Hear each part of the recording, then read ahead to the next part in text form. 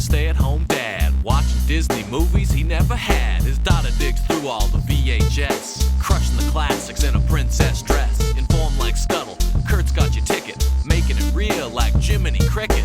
Most are off the Captain Hook, but if the Tweedledum, he'll be taking more shots than Bambi's mom. Leaves him raised like Simba, or cracked like the beast dishes. He'll show you a whole new world, you won't need 3 wishes. Stay at home, Disney Dad.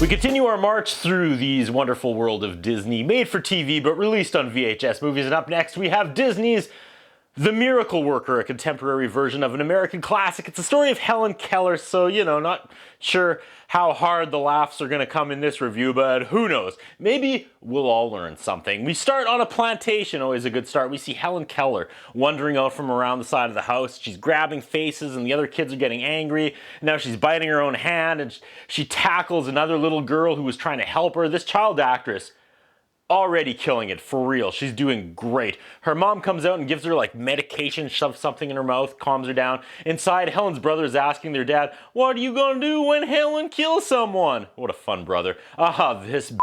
This actress always plays the old hag and she's great at it. I'm truly angry just looking at her. This aunt is stirring the pot and telling them they need to get rid of Helen, and the family's like, the only other place for her is an asylum, and they will not do that. And Helen's brother is a jerk, and Helen's dad is angry, and Helen's mom is hot. Sorry, that was unexpected. Helen Keller's mom is hot is a sentence I didn't think I would ever say aloud, but here we are.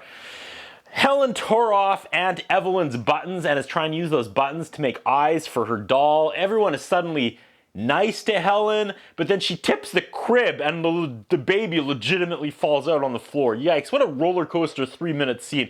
Helen has a meltdown now and the dad is like, all right, let's take her to another doctor. Jump cut, the doctor is like, no, we will not take Helen. But he assigns some woman to the case.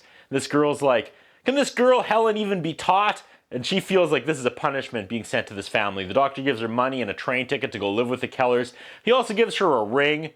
He says to her, you weren't great, but we're still proud of you. What? Titanic music as she rides the train. I'm confused. Did I miss something here when I was writing? And this segment here should be recut to the opening of Perfect Strangers. Standing tall on the wings of my dreams. Such an underrated, albeit pretty racist 80s sitcom. Didn't age well. Neither here nor there. Okay, lady's name is Miss Sullivan and the family collects her from the train. And she's kind of grumpy about this assignment, and Helen's brother is also a wonderful jerk. Sullivan asks how much a blind and deaf child could communicate, and Hot Mom is like, I know what she wants. And the brother's like, no you don't. All you ever do is you give her candy, knowing she'll be quiet for a little while. Okay, that was candy she was stuffing into Helen's mouth with the opening scene, not medication.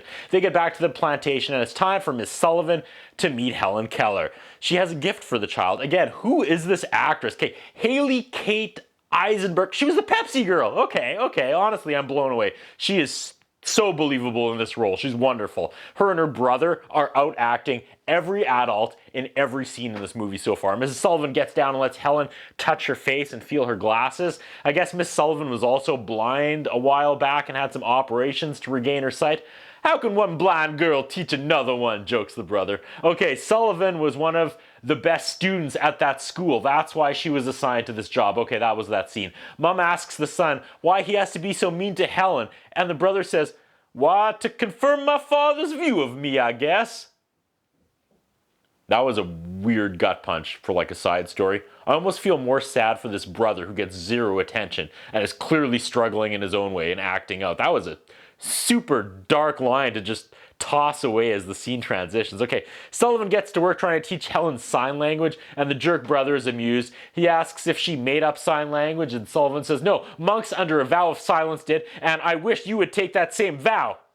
Old-timey burn. Miss Sullivan is already annoyed with the entire family, and says that Helen is the only bright one in the whole house, and we fade to black for a commercial break. Mrs. Sullivan is now trying to help discipline Helen, and the family's like, nah, just let her wander around the table and do her thing, and she's like, no, Helen is a spoiled brat and needs to be taught manners. Sullivan is laying down the law at the kitchen table. I don't know why this cameo made me laugh. So Sullivan is going to make Helen sit at the table and eat, so she kicks the rest of the family out of the kitchen, and then suddenly one of like the wait staff comes in, and she's on screen for 2 seconds. She walks in, Sullivan goes, give us a moment, and this girl spikes the camera, turns around, and leaves. Was she like the Doritos contest walk-on-roll winner for this movie? Helen and Sullivan are going at it. Sullivan keeps sitting Helen back down at the table and making her hold a spoon properly, and now like a Japanese or indie wrestling match, Sullivan and Helen Keller just start exchanging slaps. Back and forth. Back and forth. Boo yay, boo yay. This is happening. What am I watching? Helen trashes the kitchen, but eventually Tough Love wins, and Helen sits at the table and holds a spoon, but then Helen turns and spits her food into Miss Sullivan's face. Sullivan throws the pitcher of water in Helen's face. I can't believe I'm seeing this on a Disney movie. Eventually, they both stumble outside, and Sullivan, all beat to filthy, proudly tells the mom that Helen sat at the table and ate with a spoon. Dad hates Sullivan, wants to fire her, but Mom shuts that down, reminds them that apparently they're the problem. I guess before the illness, Helen could talk and was extraordinary, but after the sickness, she became a spoiled brat thanks to her parents. Sullivan says that the way they treat Helen is a bigger handicap than any physical thing wrong with her. Sullivan exclaims that she can only make progress with Helen. Progress with Helen if Helen depends 100% on her. She wants to live with Helen in the guest house. Is this really what happened with Helen Keller? It's fascinating. It's the first time here on this review segment. I'm legit learning history. Dad agrees that for 2 weeks, a 2-week trial, Sullivan dunks on the brother again, and we go to another commercial break. They trick Helen. They drive her around for hours only to take her to the guest house across the yard to make her think she's far away from home. For the 10th time, this kid actress is just amazing. Legit. Outacting everyone else in every scene.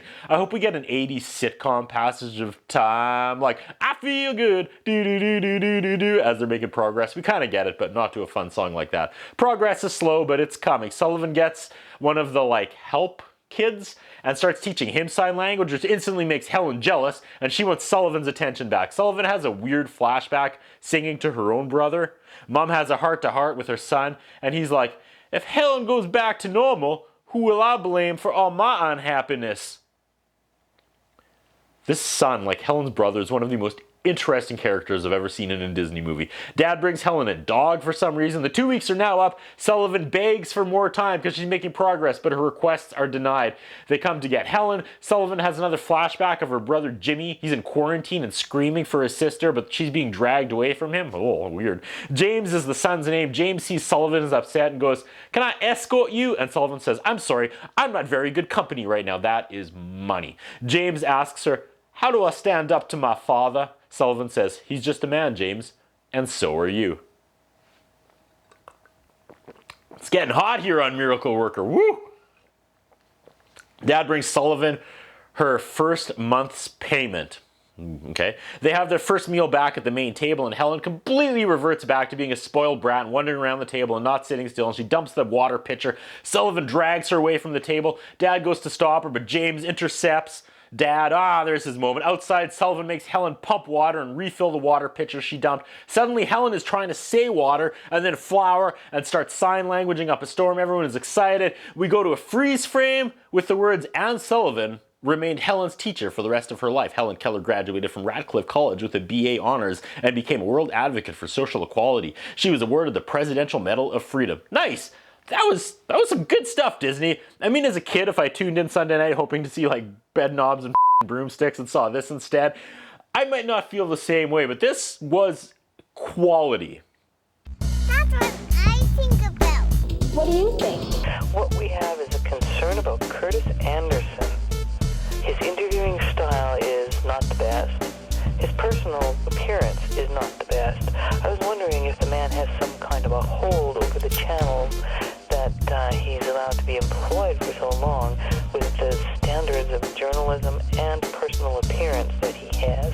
Thank you. Okay, Macy.